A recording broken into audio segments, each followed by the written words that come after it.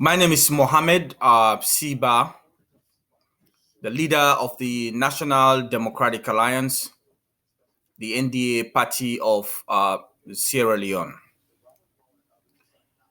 In the next coming days, we will be singing the praise, O native land, in celebrating our 58 years of independence.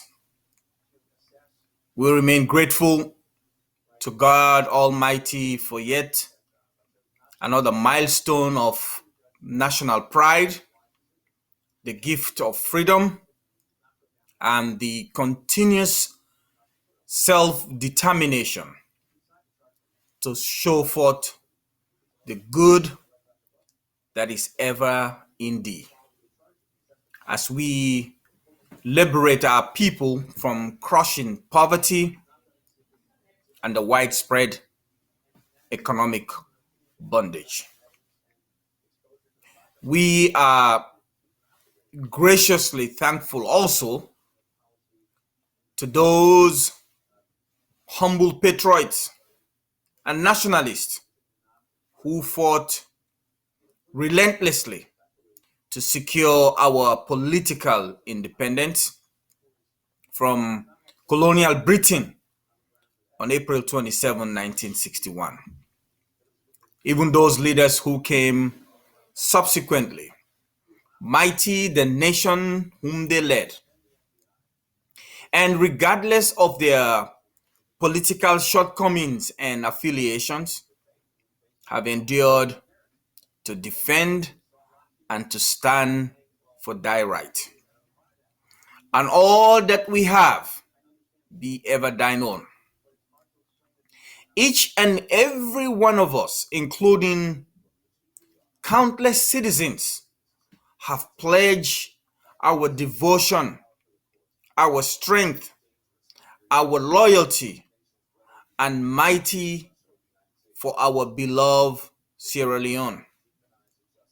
From a trade unionist who kept us together and harmonized our society, to a major general who governed a failed state, to a brave young captain of the Sierra Leone army who halted despotism and tyranny for the love of justice and freedom, and to even a seasoned and experienced UN diplomat who built new democratic institutions and ended a protracted civil war. Our nation has indeed tirelessly stood the test of time. Each and every one of us have raised up our hearts and our voices on high, so that blessings and peace will be ever thine own. Our checkered history has also brought another brave gentleman, a post-conflict president who pursued energy security, built our roads and bridges, and maintained the hard-earned peace that was won. Like others before him, he endured to carry on the knowledge and truth our forefathers spread before him. Today, we have a year-old elected president, another retired brigadier of the Sierra Leone Armed Forces, who have the faith that wisdom inspires, with a zeal that never tires, and who seem committed to fighting against corruption and the mismanagement of state resources. My Independent Day message is a call to show forth the good that is ever in thee. We must continue to preserve our guiding national principles and ideals that have kept us stronger, so that we may serve thee alone. What we must do to be more independent and free is to remove the ethnic and political division that is separating us, and be firmly united ever we stand. We must renew our minds and change our way of thinking. For independence must begin from within each and every one of us. And Sierra Leone must come first in everything we do. Ours is the labor, and thine the fame. As a people, we have a fatal error in our collective national thinking, that we can only succeed as individuals and families, or as a region and political parties, or as an ethnic group, or an elitist club. We must begin to believe that massive success is a win proposition for all of us, that every life matters and no Sierra Leonean should be left behind. The land that we love must be the realm of the free, as we always exalt thee. That developing our critical national infrastructures, practicing good governance, and advancing our human capital must correspond with our progressive national consciousness. For more employed youth and more access to health care and good education, the better and prosperous our nation will be. As mighty our forefathers made thee, so too may we. But as we see a new double-digit rise in inflation, about 17.4%, with low foreign direct investment and increased unemployment, we must diversify our economy by building strong and reliable institutions that encourages investors, both foreign and domestic. The private sector must be developed through incentive-based lower tax system, small interest loans, reliable business environment, strong judicial protection laws with access to a cheaper dollar for commercial import. To continue to defend and stand for thy right, the political purging process by this government, from the civil service to the military, from the police to the judiciary, to make ways for cronies, party loyalists, and tribesmen and women must end. A diversified workforce in every institutional level of government and necessary affirmative action that builds an ethnically inclusive and merit-based employment system, where the blessings and peace of righteousness may descend on us all. and to pledge our devotion and loyalty to the land that we love, we must protect the integrity of a strong parliament. It is our enduring symbol of democracy that must be valued and upheld. The rules and protocols must be observed, and the rights of the majority in parliament must prevail. We should avoid using the court to demonize and reduce the size of opposition, whoever it is, through these old deployed tactics of technicalities and judicial threats.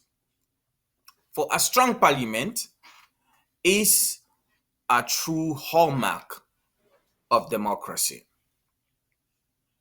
International investors and multilateral corporations will be afraid to do business in a country where democratic institutions are weak and unreliable. Furthermore, revenue mobilization must not come at the expense of overtaxing the small business communities that are importing consumable goods into Sierra Leone. The GST tax system must be streamlined and prioritized to pay for the availability of critical medical devices such as X-ray machine and dialysis machines, and building a new health infrastructure where our sick citizens need not be airlifted to countries like Ghana, Senegal, Morocco, and the United Kingdom. By applying these economic strategies, we may profess in the land that we love and show that we may serve thee alone. On the other hand, our election process must be a continuous work in progress. The rule of open, credible, and transparent elections must be preserved. The National Electoral Commission, NEC, must be independent, impartial, and neutral based on every level of our electoral process. That is how we restore credibility and maintain the stability of our country. And that is how we defend the honor and exalt the name of the land that we love. Because power without the will of the people is unconstitutional and undemocratic. Additionally, we must fight against corruption with clean hands and leading by example. We must not use the Commission of Inquiry to target innocent citizens or seek to weaken the voice of dissent. Rather, we must fight against the reckless misconduct of those who betrayed our trust through convictions and jail time. And this will serve as a deterrent that our state resources cannot be plundered with impunity. But we can only succeed in this struggle if we equally fight against poverty, hopelessness, ignorance, tribalism, and the lack of opportunities for our people. Indeed, President Bio has started the process of improving our educational system.